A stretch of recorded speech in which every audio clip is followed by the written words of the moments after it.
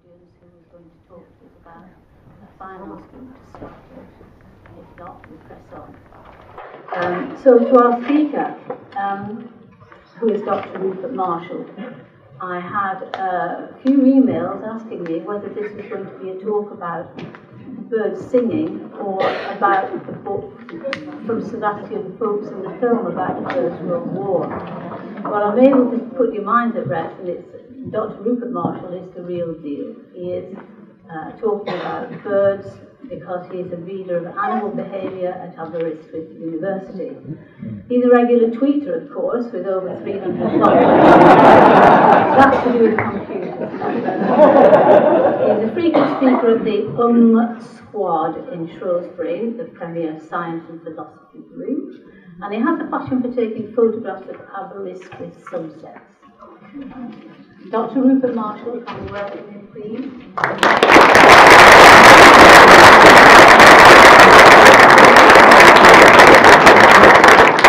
Well, thank you, and good morning, everybody. And thank you for that introduction there. I was sitting slightly in trepidation, wondering what was going to be said. Clearly, somebody's been looking through my Twitter feed, and how appropriate.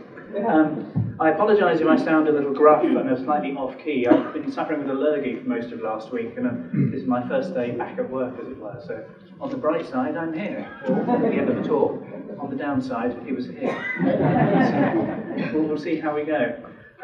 Now, as was mentioned, I'm based at Aberystwyth University, down on the sunny west coast of Wales, which is, you just can't stop taking sunsets when you live there. Though I have to say, I live in Shrewsbury, and looking out from my garden up near the column towards the churches, even yesterday evening, as the sun disappeared behind the apple tree, we get just as good sunsets here. And with climate change and rising sea levels, we may shortly be on the coast too. That's another matter.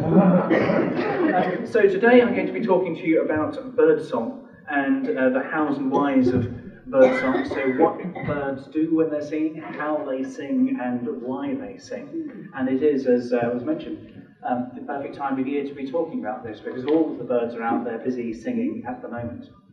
Now, I used to live out in a little place called Dovey Junction, which is essentially in the middle of nowhere, but surrounded by the warblers in the spring and all the birds. And I used to walk to the station there along an old muddy track, and my colleague used to say, well, that must be marvellous, hearing all those birds in the morning. And I said, no, it just reminds me of all the work I need to do. But of course it is joyful to a certain way as well. So yes, this is me, and when I'm not here, I'm teaching my delightful students in Aberystwyth the joys of behaviour, from guppies to the Greek financial crisis we did the other day, talking about game theory. Now, I know you cover a wide range of scientific topics in your talks here, so for those of you who don't know, I thought I should start with the basics and explain that this here is a bird. And these birds are known to sing. These are the fairly common birds. The great tit, not to be confused with the great hand holding this great tit. This was just a picture taken by one of my students in the woodlands of the university. Now, great tits have very simple songs, but they have quite bright colouring too. And I'm sure you'd all like to hear what they sound like. Can anybody actually tell me what a great tit song's like? Would you like to have a go, sir? Well, I need a knife, and I need to sharpen it. Security's here, is it? Yes. Or a squeaky bicycle bump is also how it's been like. Yes. It's a very simple sort of song. And I'll show you what they sing, but I want to show you first how we can tell what they sing. Now, you might be sitting there thinking, well, I know what they sing, because I can hear them. And yes, you can hear their songs, and it's either lovely or raucous or pretty or not. But how can we actually analyse what they're singing? Well, we could sit there and listen very carefully, and indeed this is what I try and do occasionally when I have a few moments. Also, we can analyse it visually as well. And what I've got here is a little demonstration of that. Now then, here we have what is called a spectrogram in that top section, all of the yellow section here. Here we go. This is essentially where there are yellow bits, there is noise. And this is time moving from left across to right. So if this was a radar sort of signal, it would be a beep, beep, beep, beep, beep, beep, beep, beep, beep, beep, beep, beep, beep, something along those lines, which is a secret signal to the people telling them to get coffee ready. Now that's just whether there is sound or not. At the bottom, so do go away, Not really. We have what's called a sonogram. A sonogram is a picture of song, and I'm going to very quickly make one for you now. Oh, look at that. Marvellous. And this is a picture, it's actually the same one that's at the bottom, so those of you at the back can see as well. What is this sonogram? What it is, it's a picture of sound. So that at the bottom would be a low note, and at the top would be a high note, and a note which just went along the middle would just be a straight tone. Now I'm going to illustrate this by recording a song now. Now, can I ask, is anybody willing to come down here and whistle for me? Lots of people looking at their toes. Well, never fear, Rupert's here. Here we have what's called a real-time spectrograph, and I'm going to try to whistle into this to illustrate what's going on. Now, at the moment, all it's picking up is my voice, and my voice is slightly lower than usual. Now, in terms of, I quite like this watching going along. Now, don't worry, we're not recording what you're saying. Well, we are, but that's another matter. It's fairly low-pitched. And if you watch any of the TV detective dramas, when they get these recordings of people, they'll say, well, hang on, this is that voice we heard in Sainsbury's last week. I'm sure it's that theft we were after, the burglar. And you can actually put these pictures on top of each other and do a little correlation. You can match them up. They're a bit like an acoustic fingerprint. Now, although you can hopefully understand what I'm saying and hear me loud enough, if you can't, put your hand up. Yeah, there we go. So hopefully, you don't need to look at this to tell what I'm saying. And it'd be virtually impossible to tell what I'm saying from looking at this. Human voices tend not to be toneful. Even if I was to sing, which I'm not, it wouldn't really look very pretty on here. But if I whistle, we have a long flat tone. Now, if that was the whistle going up, and I'm just going to wait for it to get to the next line, so we can compare. Here we go. Go compare.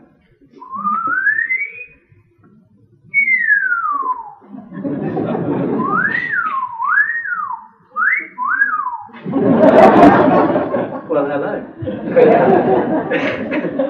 And I'll stop that recording now, but the point is that you can see that we can record and visualize what we are hearing. This is indeed a picture of sound, and it's a time picture of sound as well. Now, my whistles aren't terribly complicated.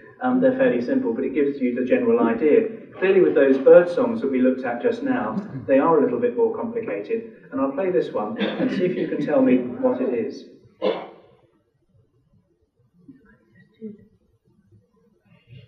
The mute swan.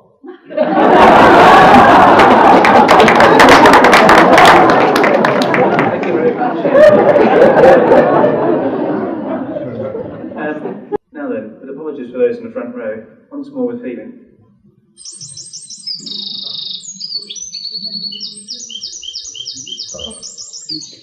Yes, sir. It's a wren.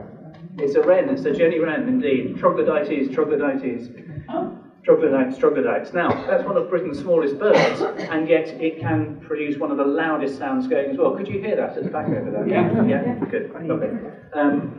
Remarkable sound, and all of that in what was a little less than 6 seconds. Now, if we have a look at a different sort of song here, and I'll go back to here now, here we have back to our Great Tit song. It's a fairly simple looking sonogram, and you can look at that now, I hope, and you'll be able to say, well, of course, Rupert, one of those notes is higher than the other, and then it goes up, and then it goes down, and then it goes up. So it should be a sort of a sound. Is it? Yes, indeed it is. And I will just adjust my own, because we're now using my sound, or at least, oh, I know, I've got my volume control here. Just so I don't blast everybody too much. Or not. Oh, yeah. Let's see how we get on. So that's a relatively simple sound. Now there are differences to those notes, and we're going to come back towards the end to look at this Great Tit song again. But it does allow us to look at the song in a simple way. Now, for a Great Tit, you might think, well, if you want to know how much it's singing, I could just sit here and count the notes, and that would be a useful thing to do. And indeed you can. 1, 2, 3, 4, 5, 6, 7, 8. I've done it. Aren't I clever? The trouble is, when we get to some birds, they're a little bit more complicated. Now, this is technically known as an LBJ, a little brown job. It's a sedge warbler, And they are migrant birds, and they come in from far and wide, but they have this very complicated song. Now we'll come back to the love life of these little chaps in a moment. Now they don't look much, they have to sing quite a lot, and they can sing 70 or 80 different notes, whistles, tweets, twiddles, as part of their song repertoire. They're quite accomplished songsters. Now, when I say they're accomplished songsters, if you're a female sedge warbler and about to hear this, you'd be having kittens. As humans, you might not necessarily want it in your garden.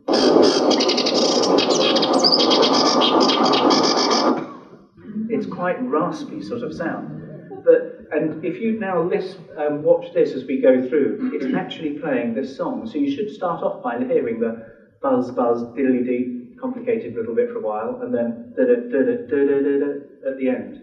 So da-da-da-da-da-da-da. We could have a sing-along. Here we are, trying again.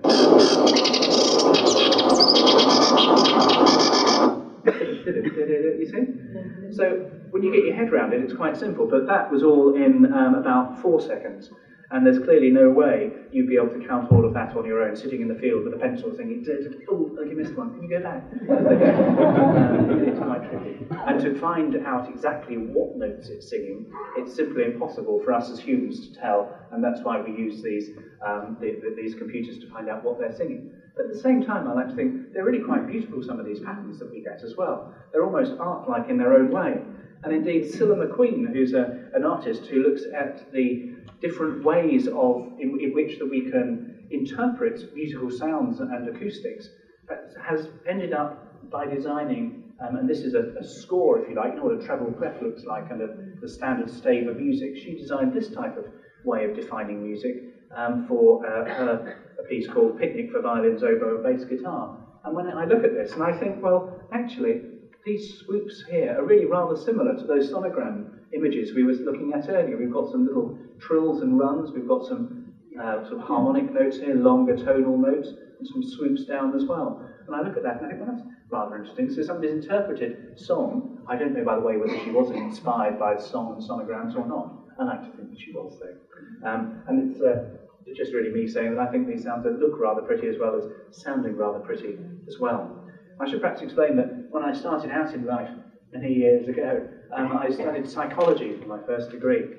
I swiftly discovered that animals were far easier to understand than people, and moved into birds, and then happened to be introduced to somebody who'd studied birdsong, and it was looking at these sonograms that really transfixed me. And I was looking at these, and I was looking at dialects at the time, and I just thought, wow, this is just incredible. How do the birds do this so precisely every single time? Because you saw those pictures of my voice. Now that's not beautiful, but these are very precise and neat, and the birds are able to replicate this again and again and again. To the extent that we can use song, both the simple calls that most birds make, alarm calls, begging calls, contact calls, chip chip, come over here, that sort of a call, and they're very simple ones, and then these complicated songs, and we can use these as an acoustic fingerprint to identify individuals. And it's the same way that, for example, penguins are able to identify their young when they come back from months at sea trying to fish for their offspring. Or indeed here in Shrewsbury, come April, May time, when the swallows come back, and they'll all go and find their little places, perhaps up in the eaves of your houses or on the buildings in town.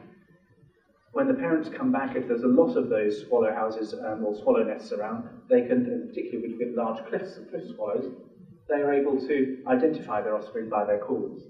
So they are acoustic fingerprints as well. Now, when I go out into the field doing this, and colleagues as well, we have, what this is here is a picture of my laptop, essentially showing the same image as you saw when I was singing. So we get these bird songs racing across the page all the time, and we can see exactly what's going on. Now, of course, sometimes the birds don't sing. And I'm just showing you this to admit that we're all human, and frankly, a little bit crazy. No, not the picture of me at the top, because what we've got there is a whole lot of strange-looking sounds going across that screen. This was because I was gazing out the window, wondering when this wretched bird was ever going to sing again. And other things came into my mind, and I started whistling. And then I looked at the screen and realised I was recording myself whistling, and that made me laugh, so it was my laugh as well. I took a picture because I had nothing better to do with myself. There we go. Moving swiftly on. So why do birds sing? Why is it that the birds make such a fuss and to-do about it? Well, generally speaking, it's only male birds that sing. Females tend not to sing at all. There's a few species where they do, but the general rule is that they don't. And when they do sing, they tend to sing in concert with the males, and they'll do duetting. And we'll come to a little bit of examples of duetting right at the end. Now, here we've just got a stylised version of a peacock, if you like, and a female looking on bemusedly, thinking, what on earth is going on? And then the male, of course, is thinking, well, hello, look at this. Surely. And generally speaking, the female would be impressed. Now, interestingly, with peacocks, of course, and I know we're getting slightly off song, but bear with me, they have all those pretty eyes on their tails, and we know that generally speaking the females prefer the male with the most eyes on his tail. And in fact most of the females will agree. And when all the males are marching around in what's called a lek, essentially strutting their stuff, saying, look at me, look at me, look at me. And the females will all decide on who the best chap is, and they'll all go and they'll shake hands with him. You know what I mean? And if you're not the top one or two people, then essentially you're not going to be getting any hands shaken that day. In fact, you're barely worth getting up in the morning. It is important to sing as well as you can, and to be the best male you can be. Now, I threw that in because that rather brings us nicely to these people here. Now, there was a story in the newspapers last year about how modern fashions have led to the fact that we're now at peak beard. Well, I beg to differ, and I suggested, in fact, in Victorian times, that was perhaps the era of peak beard. I don't have one, obviously. Now, on the left we have Darwin, on the right we have Wallace. They were both around at the same sort of time, and I'm sure you're aware that Charlie Darwin, of course, not far from around here, and in fact I was brought up in Bromley in Kent, which is just down the road from Down, where he spent most of his life. I got into trouble when I went there as a Boy Scout. So I was so interested in all the exhibits, I kept going, ooh, look at this, and then kicked the table. And that set off the alarms in the students. An early interest in natural history. Now, what he was interested in was saying, well, why do birds sing? Well, they're doing it, yes, they might be doing it as an alarm, to alert for predators, this sort of thing. And in terms of the bird's song, these elaborate songs, which just the songbirds sing, well, they're doing that because it's attractive, it'll help the male find a mate, and we'll call this sexual selection, the male's trying to find a mate. Excuse me.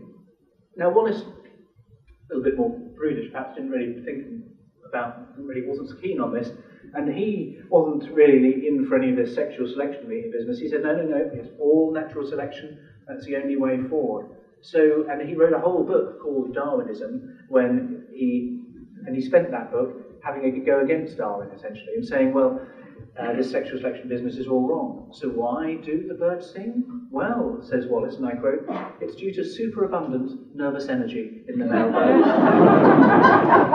They sing for the same reason that we humans engage in dancing, shooting, and field sports. Now, times move on, but nonetheless, the point is that he was perhaps a little off track from what we might now think of as modern evolutionary biology. But this is honestly what he thought, and he didn't think it had anything to do. He thought that the song was merely a way of the male introducing himself to the lady bird. So, good evening, good evening. Well, apparently not. So there we go. Singing in the brain, singing in the rain, Gene Kelly, etc. I thought I'd throw that picture in. But essentially, as I say, Wallace just thought it was for the superabundant nervous energy. So back to our friend the sedge warbler. Now, they don't look terribly attractive here to us, perhaps. They're not as colourful as the parrots or some of our other species, even robins, blue tits, grey tits. But they do have these amazing songs. Now, the thing is that these birds live down in Africa, down in sub-Saharan Africa for much of their lives, and they'll come back up to us in the summertime to breed.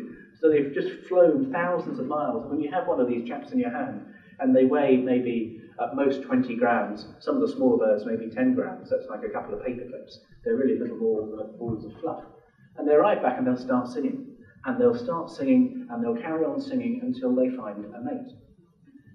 Some of them find a mate very quickly, within a couple of days. That means that some of these birds only sing for 2 or 3 days a year on the breeding ground. Now, as a scientist, I find that very annoying, because I don't have long to go and record them. For the females, it means that when they come, they can only ever choose from amongst those who are currently singing.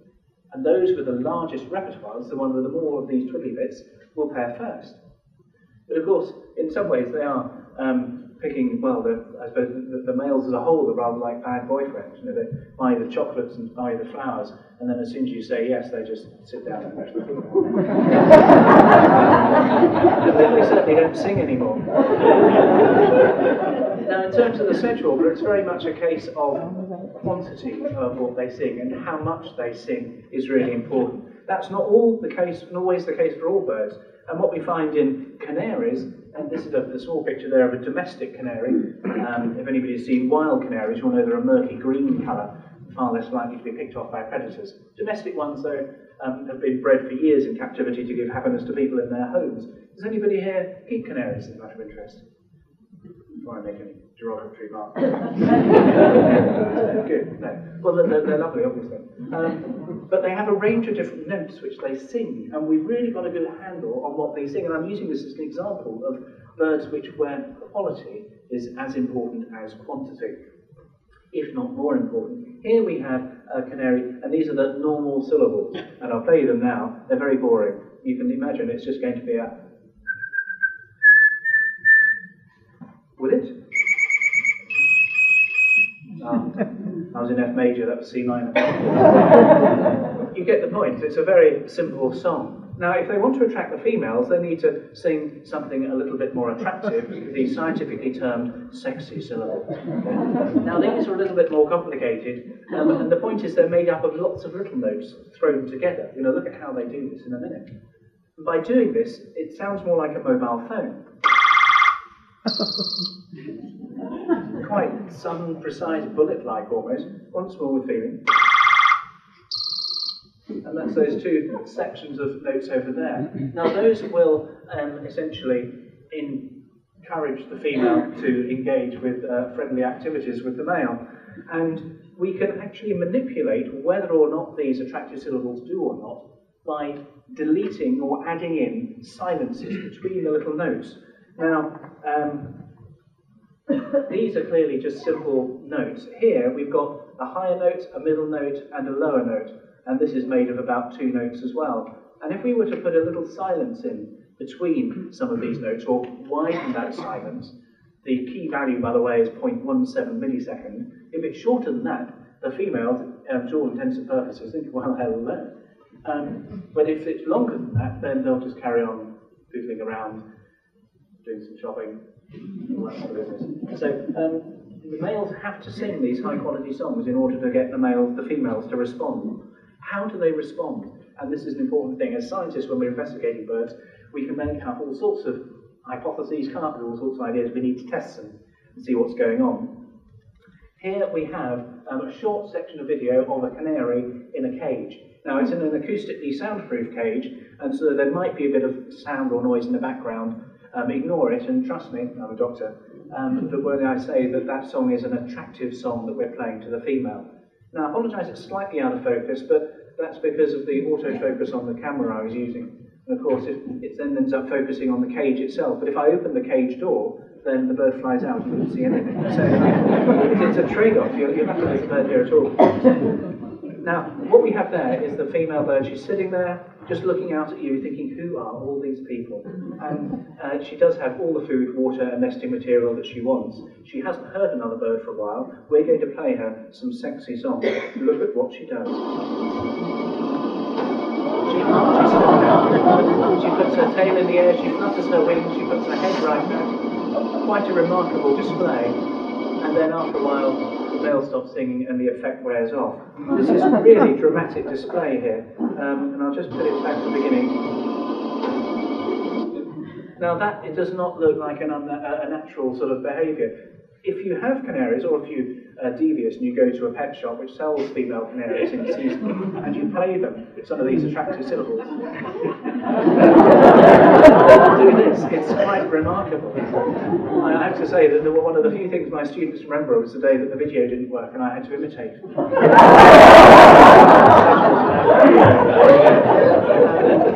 Now, this is quite a dramatic effect, and when you think about about it, this is just a behavioural response to song. So all the male is doing is singing its song. If we played her the unattractive, the regular syllables, which are more used for communication with other males, she wouldn't have responded like this. Now, if she doesn't respond like this, the male is unable to hop on top, fertilise the eggs, and thus there won't be any offspring. So there's a really strong natural selective force for him to be able to do this. It will all become an evolutionary dead end. But we do see this. Now, you do see this in wild birds as well, and the best ones to look out for it are dunnocks. We'll come to dunnocks again later. Now, dunnocks are quite promiscuous as it happens, but you will see them hopping around, and the males will go up to the females with a variety of things, which is a whole other lecture on that. But the female has to raise her tail feathers like that. There's what's called the cloacal kiss. There's no intromittent organ for most birds, and then it will carry on. Now, if they aren't able to do that because the female hasn't raised her tail, there will be no chicks. Sorry, is that me? Right, now, and this is just to illustrate, here we have some little chicks filmed inside a nest box with a blue tit there. So this is what happens when the male gets it right, he sings his song, the female mates with him, and the chicks hatch. As a matter of interest, and there we've got our little blue tits there, they're all probably starting to nest in your gardens at the moment. It's quite remarkable, I think, that in a matter of about 10 days, or 2 weeks, should we say, 2 weeks from the time the female starts to incubate them, those eggs are able to hatch. So they've gone from a twinkle in the father's eye to little hatched chicks. And 2 weeks later, they're able to leave the nest. A remarkable speed of development when you think how long it takes most children to leave the house. So there we are. And we'll move on. Now, I mentioned those dunnocks because, of course, whilst they use their song to find a mate, they're not always faithful to that mate. This is from back in the early days of DNA fingerprinting, 1997, when the Daily Mail, who else, came up with the bird table of shame in terms of what the birds were actually getting up to. And what those numbers are is the proportion of chicks in any nest which are illegitimate, i.e. not fathered by the male at that nest. Now, reed buntings are pretty high there at 55%, dunnocks are close second at 36%, and a whole host of other birds for which now this is known. The mute swan was mentioned earlier when my machine didn't work. Note how honest and genuine that mute swan is. They only 0%, i.e. so virtually none of their offspring, scientifically speaking, are illegitimate. So some birds are faithful and others are not, and there's a whole story behind that, but they've got to find the mate in the first place. Is it a plan B they go for if they find the most illustrious singer going is not able to be their partner? It may well be, and there's evidence to suggest that they'll go with the best male available, but they know that the top guy mated a fortnight earlier, and they might pop round behind the bushes, quite literally, in order to obtain the genes for their own offspring, and this we know to be the case. So song is important because it does allow the perpetuation of each individual's genes, and passing it on to the next generation. It's not just used for sexual attraction, though. It's also used for communication between individuals as well. And here we've got a slide one of my PhD students put together a while ago, Emily Mockford. Now, this is a picture of a typical English woodland here. Doesn't it look lovely? The bluebells out in May. Here we have our residential great tit up at the top there. And what we then have is the intruder male coming in. Now, this is going on all the time, and if you're walking around the woodlands, you might hear the birds singing and think, isn't it lovely? If you listen carefully, you'll be able to hear some of their interactions. And by interactions, I mean the fact that they might actually occasionally try to take over a little bit of their territory and move silently over until the other one comes rushing in and says, no, you don't, that's mine. And the other one says, oh, yes, I will. But the pantomime finished, so we'll stop there. The point is, we do get these territorial interactions happening, and the birds use song as a way of avoiding any physical violence. So initially, what will happen is that the male will come along and he'll be singing away in his territory, and he'll hear another bird singing somewhere where they shouldn't be. Now, they're quite used to all the other birds in their territories around them. It's called the deer-enemy effect. I don't mind you being there as long as you don't move very far. It's a bit like having the French to the other side of the channel. It's fine until they come this side.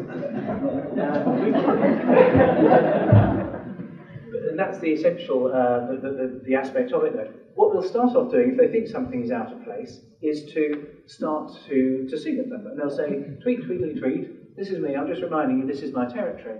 and the other bird will sing back. If that doesn't have an effect, then they'll start to use the song most similar to the song the other bird is singing. It's a way of saying, yeah, I'm singing at you. I'm singing what you're singing. I'm imitating what you're singing. And this is meant to be a signal, or is interpreted by the other bird as a signal to say, I've been spotted. I need to be very sure of myself before I go forward. If that doesn't work, then they'll start doing something which is very un-English. They'll start interrupting each other. Rather than waiting for the other bird to stop singing, it'll be tweet, tweet, tweet, tweet, tweet, tweet, tweet. They're not, hang on, what is this? And that's the final stage of song interactions we get between males. After that, we'll end up with some kind of physical interaction or fight. The point is they can they can avoid any physical costs to this by weighing up each other's ability through song at an early stage. So it sounds beautiful to us, and it might sound beautiful to the female, and grated song is used both for male defending against males and for attracting females, but it also avoids the higher costs of physical fighting as well. And to illustrate how we know this, I apologise, it's a bit dark actually, but for the zoologists amongst you, this here is a tree, and beneath it we have my tape recorder, and here we have a grated, and it's coming in to hear at what's coming out of that tape recorder, and what's coming out of it is of course song, because I'm playing it, see how it will react. There's our grated. Here's another similar shot. Here's one of my other loudspeakers I regularly use in the field here, and here we have a grated coming down, almost sitting on top of it. In fact, they will come down and sit on top of these speakers. And you imagine in the world of birds, they've never seen a loudspeaker before. They don't have iPods or iPads or anything like that. And they think there's a bird inside, which is why we have to use fairly robust speakers, because they'll come down and they'll start attacking it at times as well, which is worrying for me because I can't afford to buy a new one. So this is how we see what's going on. I have to say, I did a recording once for BBC Springwatch a few years ago, and we did this, and we put out the speaker, and they were filming it, and it was coming down, and it got within about 2 feet of it, and then a helicopter landed in the next street. You can't predict these things, but there we are. Now, sometimes we get slightly unusual responses to these bird songs. Now, over in the field here, we have a loudspeaker on a tripod. This is some work I was doing out in the Outer Hebrides, of which more anon. This is my car window, in which I was hiding from the weather and everything else. And I couldn't understand why, looking at my computer screen, the bird had stopped reacting. I was thinking, but it was singing just now. Then I looked out and realised it had gone. Why had it gone? Because... What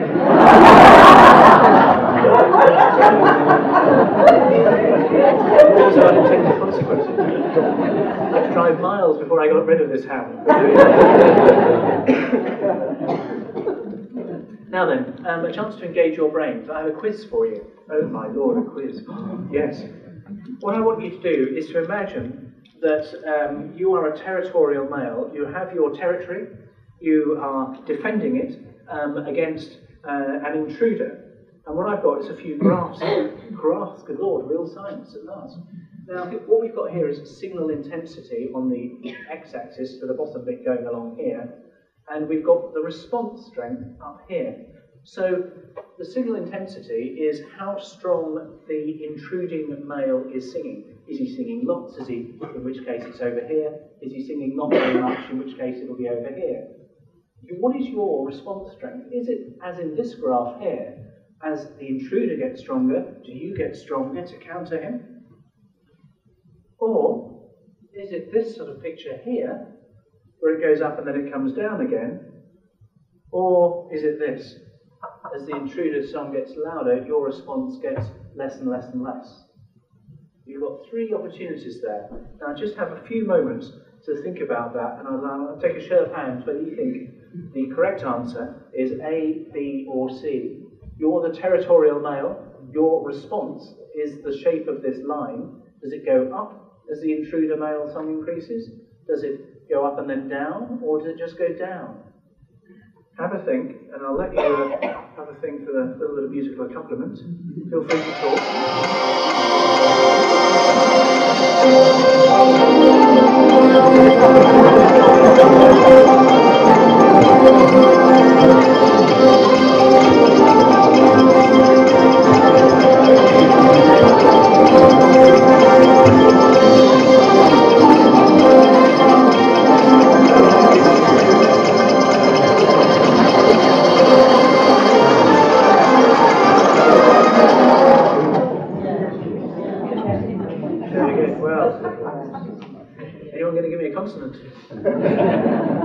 Or a vowel? Who thinks that it might be A? Lovely number. And who thinks it might be B? Right, almost equal number. And C? Just a few. Okay, very good. And did you tend to agree with the person sitting next to you, generally speaking? Not necessarily. Okay.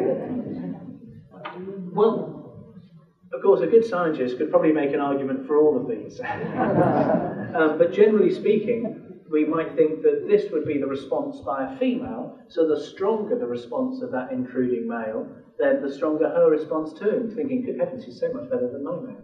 So we might expect to feel, if I see that response, but that's more likely to be the response by a female if she is on her own. If the other male, if her partner is around, she might not respond like this because she doesn't want to be seen to be having it away with the guy from next door. And this is an important point. We do get what's technically called divorce in birds when the male or the female will leave the other one, and this can be disastrous because it usually means all the chicks will die. So females have to be very careful about this. If they do respond, by the way, now here's a thought, if you're thinking about how do females respond to song, if they're looking for a mate, they're probably going to go for the most attractive, the most loud, the loudest, the biggest singer, whatever it is. If they're already partnered and another one comes in, are they responding to it because they like the male and they quite like to have a little bit of how's your father? Are they responding it, alternatively, because they see it as a threat and they're going to fight it off because they don't want to go on their territory? Or do they have a fairly weak response, apparently, because they're running away from it, because they don't want to be seen near it by their partner, because it's a very attractive male, and if they call near it, there's trouble. Or do they run away from it because it's a very attractive, very boisterous, bold male, and it can quite easily kick them out, so she wants to hide? It's very difficult to tell what a female is thinking. There's a lesson in life. The correct answer, generally speaking, would be this one, this middle one. So, by a territorial male to an intruder song, we might expect to see this. In other words, he will start off by increasing his level of response, but after a while, if the intruder male keeps getting stronger, he'll overcome the maximum limit of our poor, helpless householder there, and he'll eventually give up and might either go away or hope that the other person goes away. So that is probably the best answer for this particular question.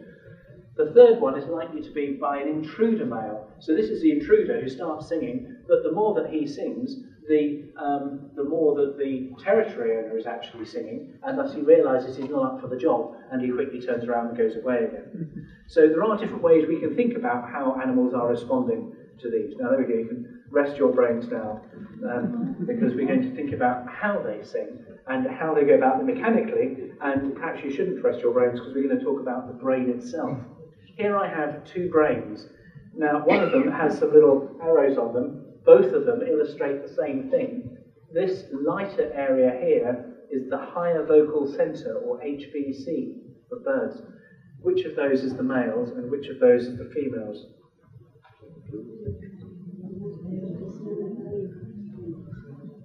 Who thinks that the male is the one on the right? Anyone think it might be the one on the left? Yes, absolutely. Good. Notice none of the men said it would be this straight away, just in case they didn't get it. This is indeed the male brain, the one on the right here. Males do the singing. They need that larger brain to process all of those songs. And it's generally thought there's, roughly speaking, one neuron per note that they sing. Females don't sing. They've got a few contact calls and they'll give an alarm call. So why do they have a relatively large HVC? Why do females need that bit of brain? Well, the answer is they need to be able to tell how good the males are. Do they walk into the woods and think, well, it all sounds the same to me? Or do they walk into the woods and say, well, actually, I think this chap here is slightly better than this one over here? Because if they're able to do that, they're likely to be onto a good thing. They'll be gaining benefits from some way, not only mating a good singer, but for some species that means getting a male who will be helping to feed the chicks more than will a low-singing male. It might indicate his health.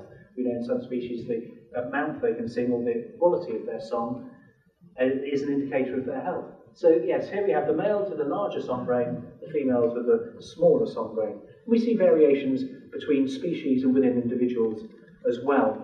And as an example of this here, just a few more sonograms. Here we have a reed warbler at the top, a marsh warbler, and the sedge warbler. It doesn't look very complicated in this example. You've already heard of sedge warbler. Now they're all fairly complex ones, and they all have fairly large brains. Compare that with the grasshopper warblers. And we've got a few examples of those here. Very, very simple. This one in the middle goes on and on and on like this all day. It's just one note. How do they do that? When do they breathe? That's another case. But you might like it. That's enough, please. Good Lord. Yes. It's a very, very simple song. It requires a tiny amount of brain to do, and they have much smaller brains, the birds who sing these simpler songs. Great tits. Another one, only a couple of notes. They've got a repertoire of a few different songs as it happens. It's a different sort of system.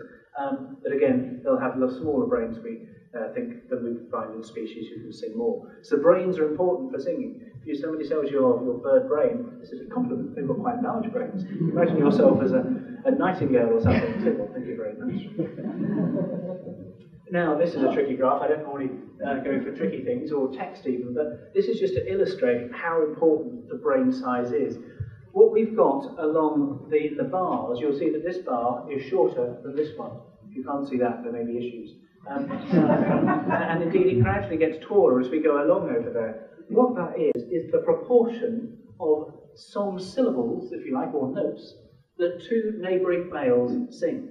So when male A, the sedge warbler, came back from South Africa and started singing, and was sitting next to, in the field, male B, they didn't share very much. But over the next 5 days, they hugely increased the amount of similar notes which they sung. It's like keeping up with the Joneses, really. That was I'm going to think that. And the other one thought the same. And here, well, that's all very nice and all the rest of it. So what's this line along here? That line along there is their total repertoire size, how much they sung at all on any one day. What that tells us is that even if they're picking up songs from their neighbours, so they've got more in common, as they do that, they're dropping some of the less popular numbers. It's like a jukebox, and you want to put a new record in it, you've got to take an old record out. Your jukebox can only play 50 songs. If you've got an iPod, it's the same thing. You've got to delete a few tracks before you can put some new tracks in there. Their brain is a fixed size, it can only sing so many songs. So in order to keep up with the Joneses, they've got to go throw away some of the old Smith songs. Something like that. So there we go. So the brain is a fixed size, they can only sing a certain amount. How do they do it? Here's a little video of a brown-headed cowbird. And that is a cow-headed cowbird song. And I'm going to just pause this here so I can explain what's going on here. What we have is, this is the trachea, or the throat of the brown-headed cowbird, and it's going down into their two lungs, because we've all got two lungs. Now, unlike in, I'll see if I can get that back to the beginning. You have it at the beginning? Oh, thank you. There we go. In humans, and most mammals, the voice box is fairly high up, and I can make the sound that I'm making now. Good evening and welcome. And you can make all the similar ones.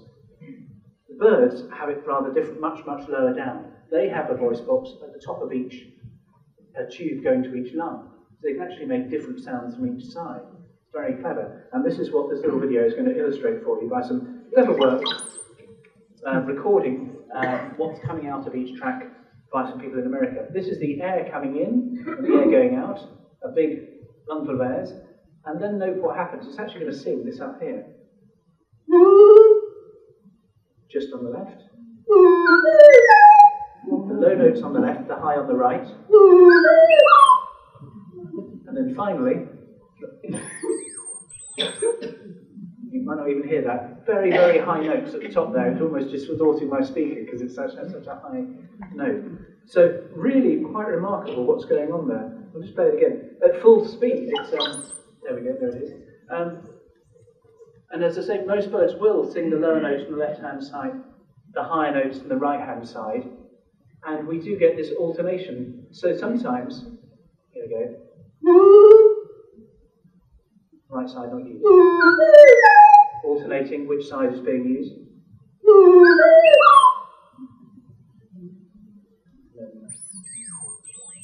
Just a few very high notes just from the right-hand side there.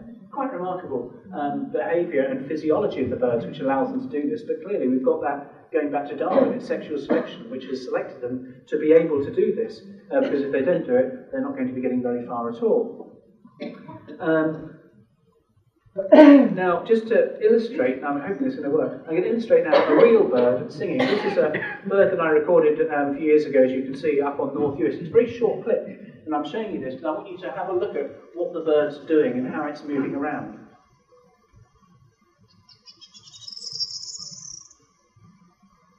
There he is, just singing on his little post there, and his sort of body shook a little bit as he sung like that, and it's a bit of a windy day. It's actually a very sunny day, which is unusual. Now I'm going to show you something else. This is from a piece of art that was done by Marcus Coates a few years ago.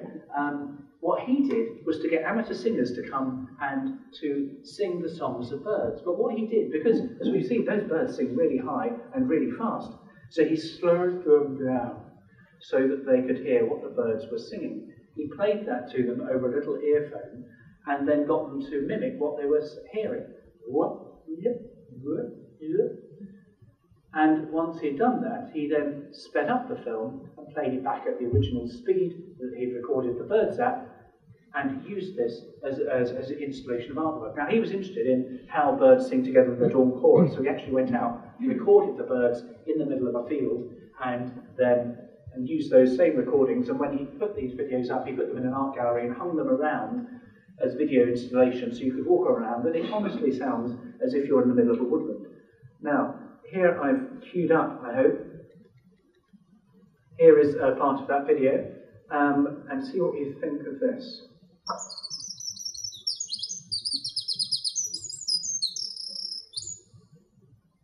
Quite remarkable how fast her chest is moving there. Now, birds have a much higher metabolic rate, and of course, the song mimics that to a certain extent as well. So we're actually, through an artist, as a biologist, we're learning aspects of physiology and how the birds work just by comparative work.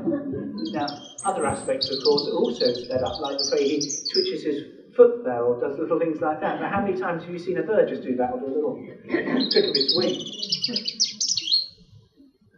And so it goes on. But this is just to illustrate that when you see a bird singing, partly it is doing that because, or the way that it sings is linked to its physiology and to its metabolic rate. Yeah, thanks very much. I think that's about all. Lovely lady in the bath there.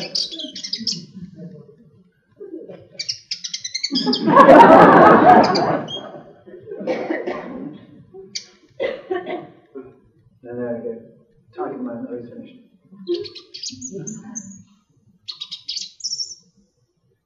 Right. There we go. So you can go and watch all of those if you want to on that web link. But the point is, as I say, it's a very neat way to understand what's going on, is to take yourself out of that situation and then look at those songs and signals from a different point of view. Here are those corn buntings again, and here we are in Shrewsbury, and there are different dialects and ways of speaking, and we're all aware of that. And I sort of teach in a maybe sort of BBC-style English, I suppose, or received pronunciation, as it's sometimes called. But we all know we have dialects around the world and around the UK, and even in fairly localised areas as well. Birds do the same, and birds have dialects, not only in between, say, big towns or big geographical distances, just because they don't hear each other, but sometimes they're learned, and we get a patchwork quilt of these dialects, to the extent that all the animals in one field will sing one song, and just across the hedge you have 20 other birds singing a completely different song. That's what we get in these birds, the corn buntings, now tragically disappearing fast, and the RSPB is doing some amazing work to work out why, and sadly not getting there at the moment. They've got these very tight sonograms. These both look different, I'm sure, I hope you'll agree, but there's some similarities to them. You've got some introductory chippy notes, some complicated stuff in the middle, and then there's a sort of a trilly thing at the end. Let's hear what they look like, sound like. That always makes me smile. It's the first species I ever studied, the corn bunting, so I'm going to play it again because I can. That's the second one, sorry. So, first one again. Second one. There are subtle differences to it. It's actually much easier to see the differences than it is to hear. Now, when you spend several weeks in the field, you get an ear for this. These birds are doing this all the time, and I do this visually. But the point is we can then work out that these birds are singing in dialects, and that's important because we can tell where these birds have come from when they move around islands or move around the countryside. It also, as it turns out, is important for the females because they will choose their males appropriately. Now, the dialects have two different songs usually. They have two different beginning bits. And I've illustrated this here by putting them on top of each other. Now, if you look at the right-hand side here, it's identical, but the left-hand side is very different. And I've enlarged it slightly to show that. That is because if I was to talk to you like this all the time, you'd very easily get bored and stop listening to me, so every now and again I need to change the pitch of my song, and then you'd suddenly wake up again when I change it. That's why birds change their song. It's why the great tit might have a teacher, and then a different song. They'll change this to dishabituate the listeners, and this is why they have them even in dialects as well. Now, just to illustrate how you do this complicated field recording, the bird in that video you just saw is on this post over here. Here's my car. Note the high-tech McVitie's fruit biscuit, which is popping the camera. It's just David Attenborough all the way, it really is. Of course, it's hard work doing this field work up on the Outer Hebrides, it really is. We have to relax now and again. If you haven't been there, I do recommend going there. You actually land on the beach if you go to Barrow. They come in and fly. It's just a beautiful place to go. Although I have to say I took that picture in Glasgow Airport because they've got a giant poster on the wall. Here's my picture on a slightly rainier day. Make a security fence to keep the sheep off the low tide. But it is worth going. And it's a slightly strange world up there because you don't know whether to go to Castle Bay to the left or to the right. But if either way you go, you'll come across these different dialects of birds on the one side of the island and the other side of the island. And I'll be honest, it took us 5 minutes to work out which way we should go that day. So there we go. Now this is not the island of Barrow, this is Asia, and this here in the middle is the Himalayan plateau. And this is to illustrate how birds learn what they sing and how that can have important long-term consequences, because each bird will learn its song. There are various ways they do that. But what happened here was that the birds started singing down at the bottom here, and then over evolutionary time they spread out. Now the Himalayas, if you don't know, are fairly high and inhospitable, and the birds can't live there, so they spread around the Himalayan plateau. And as their populations expanded, they went round and round until they met at the top, and some of them went over here. Now what happened there? Well, the birds could all sing and they could all understand their neighbour, and they all spread out and they moved around and round and around until they got up to the top. When they got to the top, in this hatched area here, they met each other and knew each other not. This happened over evolutionary time, and they ended up having overlapping territories. They ignored each other's song, they don't mate with each other. All the way round, it's one species all the way round with certain subspecies, but essentially it's the same one. They can all respond, each neighbour responds to each other, but where they come together at the top, they don't. It's what's called a ring species. This is sort of becomes a behavioural barrier to breeding. There's nothing physiologically to stop these birds from breeding, except for the behaviour, except for their song. They're not singing the right song. Very important. And you can see that here. This is the maximum frequency, a very high song here, which is sung by the bluebirds, and then the redbirds are singing a much lower song over here. And now all the way along, there's not that much difference, but between these two, there's a huge amount of difference, and that's what stops them essentially from understanding each other. So that's a big difference that we can get from learning. I just threw that in for fun. That's the brain of a bird. It's complicated. Let's move on. Now that was a big, around the Himalayas. We also find differences even in major metropoli, like for example, Shrewsbury. Now here's Shrewsbury this morning, going up Wild Hop.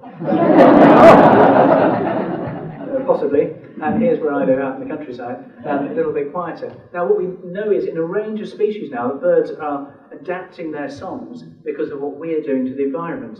And here we actually have, just to show you, two great tips. This is work that was done in Sweden where I used to work by some colleagues. Now you'll notice, hopefully, that the bird on the right is much yellower than one on the left. And that's because the caterpillars in the city don't have all the carotenoids in them. Carotenoids, carrots, they're orange, they give everything food colourings, all that sort of thing.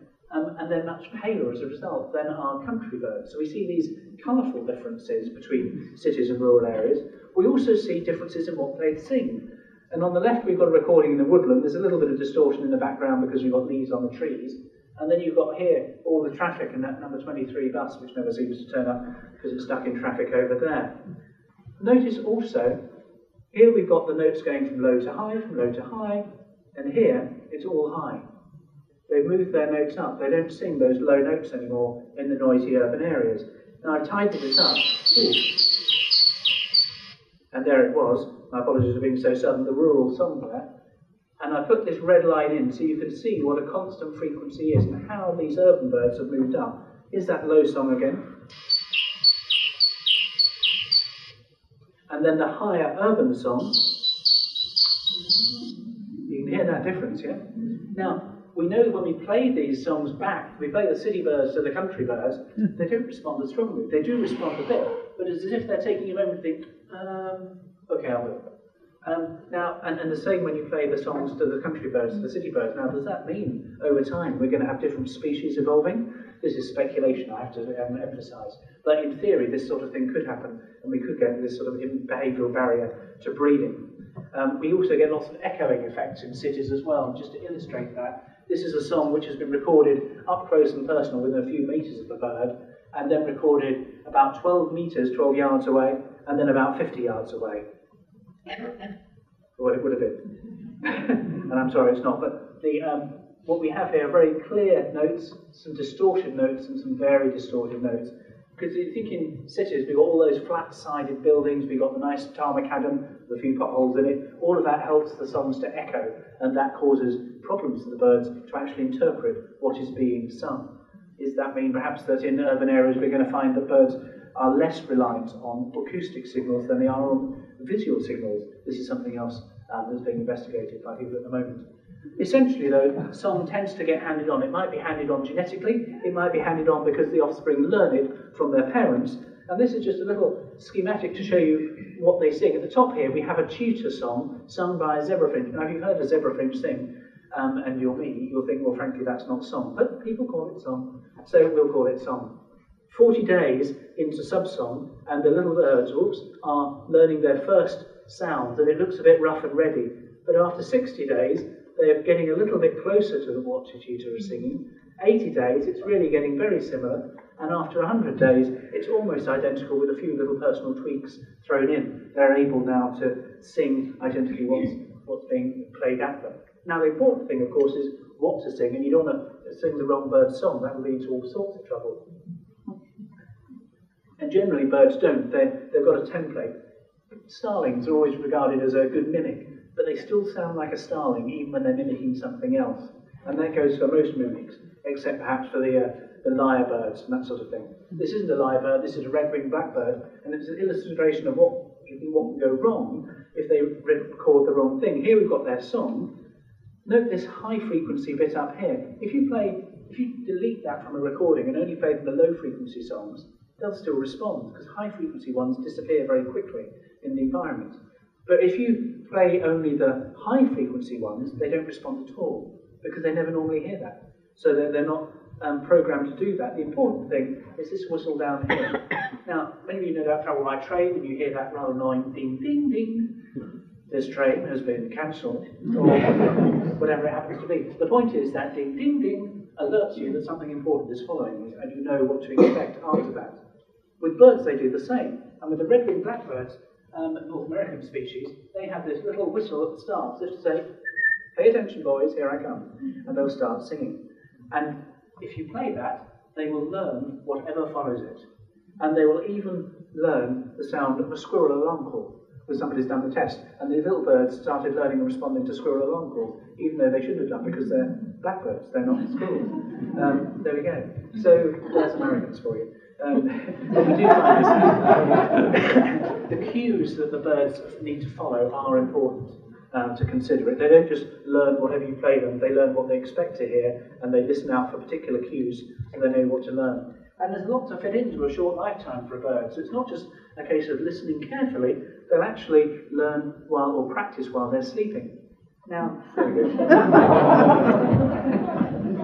And this has been shown in zebra finches, that you can see the same wave patterns in their brain that you see when they're awake and when they're singing as when they're asleep. And I like to think that this is when I was learning an instrument when I was small. And I didn't always, I was a busy boy. I had to be running around doing all sorts of exciting things. I didn't always have time to go and practice. And yet, miraculously, by my next lesson, I'd have improved slightly. Not a lot, but a little. Now, this is what we think is going on with the birds here. They're using their unconscious, during their sleep, these brain waves are going on through their mind, and that helps them practice what they're singing. And this is just a spectrogram, a sonogram showing their songs recorded from their brain waves during their sleep. They're quite accurate interpretations of what the song would normally be. So they really do sing in their sleep and learn in their sleep, and that's the important thing. Anybody dozing now, I know you're actually paying full attention. Now, this is my last slide here, and I thought, having talked so much about male birds, and we've looked at how birds sing mechanically, and we've looked at how they learn. We've talked about why they sing, and they sing either to defend their territory or to attract a mate. And we've said that largely it's the male birds that do all the singing.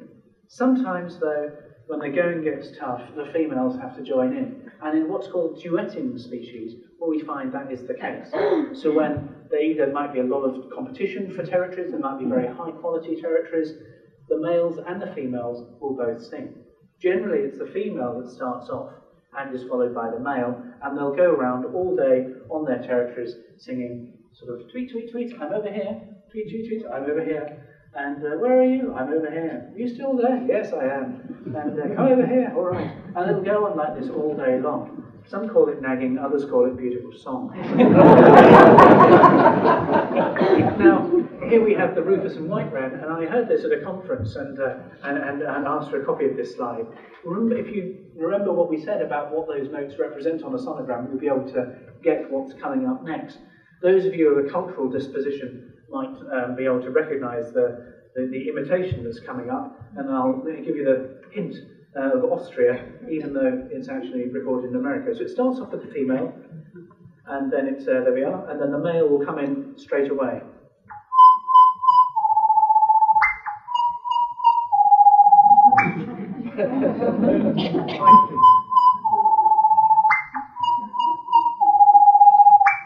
Right, this is the call of the rufous and white wren, the duetting species. I've been Rupert Marshall, you've been lovely, thank you very much.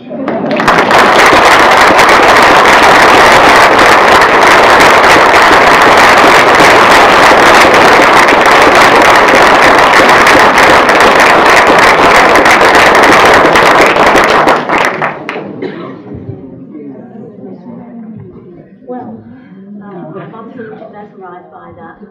Are there any questions? You haven't mentioned blackbirds. And they sing away morning and evening the same sort of song, but it depends on it, they'll always be there. But you haven't mentioned it. I do apologise for not mentioning your favourite blackbird. But you don't see so many. No, we don't see so many song crushes these days. The underlying principles apply to all the birds. And blackbirds, as for example with robins, they will sing an awful lot of the time. What they'll tend to sing most, or when they'll sing most, is during the morning, the dawn chorus, and then the so-called dusk chorus at the end of the day. We tend to get a bit of a gap in the middle because they need to eat. And the reason we think that they sing in the dawn is that the earlier they sing, the fitter they are. They're essentially saying, look, I managed to feed up so much yesterday, I've got enough energy to start now, and I'm going to carry on singing longer than anybody else's. And that's why they'll carry on singing like that for long periods of time. And then again in the evening. Sits up there though, day after day. They will breathe and feed occasionally. They fall off the perch otherwise. Yet the blackbirds have quite delightful song, yes. As do thrushes, yes. Yeah. How long did they live? How long does a bird live? How long is a piece of string? It's a very fair point. Among the songbirds tend to live only for a few years. I'm generalising hugely here. So blue tits and grey tits, for example, we might expect to last for 3 or 4 years in the wild at most. Most for more like 2 or 3 years. Blackbirds for several years. 4 or 5 years perhaps. Swans will last for much longer, but then of course they don't sing at all because they're mute. So it does vary. And in some ways, how much they sing is an important aspect there, because if you can imagine that every cat in the hay meadow and every natural predator is there looking for prey, and what do you do as a bird? You sit there and sing like crazy for half the day. This is just foolishness, really, because you're attracting all of these predators to you. And that's why we went another limit on when birds are singing. They will stop singing. They'll give their alarm calls when predators are around. And that's another reason why they eventually stop singing, is because they do get caught. And another reason why they don't sing outside of the breeding season. But yeah.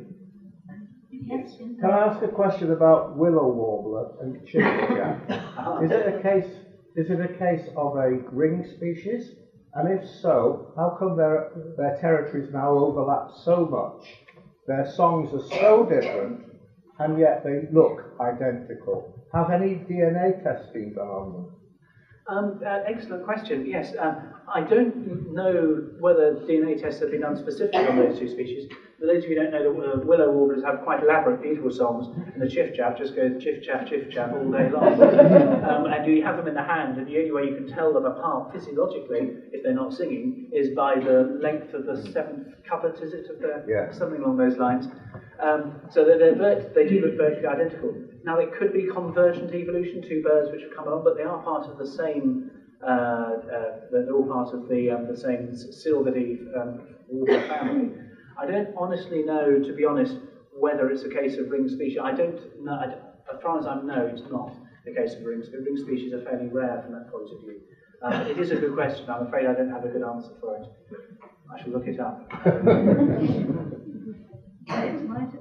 Does light pollution affect birdsong? Does light pollution affect birdsong? Indeed it does, yes, and some neat work has been done over in Sheffield in the last few years, showing that where we have lights on, they will sing much more and they will sing earlier during the night. What's an interesting aspect there is whether the frequency, or the wavelength rather, of the light affects what they sing as well. Because we know it does affect the number of insects which will come, and that then affects the number of bats. So when councils change to have energy-efficient lights which only emit on one wavelength, that can have huge effects on the ecosystem. In terms of the birds, yes, it does have a big effect as well. And now councils are turning out lights at night to save money. That will now have another effect on the birds, which they may have to get used to. In busy areas like London, they'll sing during the middle of the night. It's an interesting idea, though, because there are two questions there, really. One, is it because the light is on? Or is it because it's so noisy during the day, they feel the need to sing at night, and they'll sing at night instead? But if they're singing at night, who's listening, and what are they going to do during the daytime? Because we know birds, as with most animals, need to sleep in order to recharge their brains, and indeed to help with the learning process as well. So the question of what we as humans are doing to the environment in these simple behavioural ways is a very important one. Is there an inverse correlation between the size of a bird and the amount of noise it makes? It always seems to me that it's the smallest birds that are the loudest. They certainly are. I agree. The Jenny Wren we heard at the beginning there is a good example of that. Certainly when you're up close to any small bird when it's singing, they are incredibly noisy. But then again, I've been close to some of the caws and the other parrots, and boy, they can make a noise too. I don't think there is overall any kind of negative correlation associated with small size with loud noise. There is, roughly speaking, a correlation between the size of the bird and the pitch at which it sings. So generally speaking, smaller birds will sing at a higher pitch than larger birds. But that isn't always the case. It doesn't always hold out. You mentioned the light pollution, but can they see very well in the dark? Can they see in the dark? It depends on the type of bird. Most of the birds that we associate in the garden birds, they are diurnal. They're most active during the daytime or indeed at dusk times. Can they see in the dark? No, nothing can really. What do we mean by seeing in the dark? Owls can, but they're really using their hearing. Bats, of course, do the same, and owls have very large eyes to help them do that. They can see, and it depends on the species, in some cases far better than us, but they are unable to penetrate complete darkness and tell what's there. Well, Dr. Marshall, thank you so much for opening the world of birdsong and birds to us.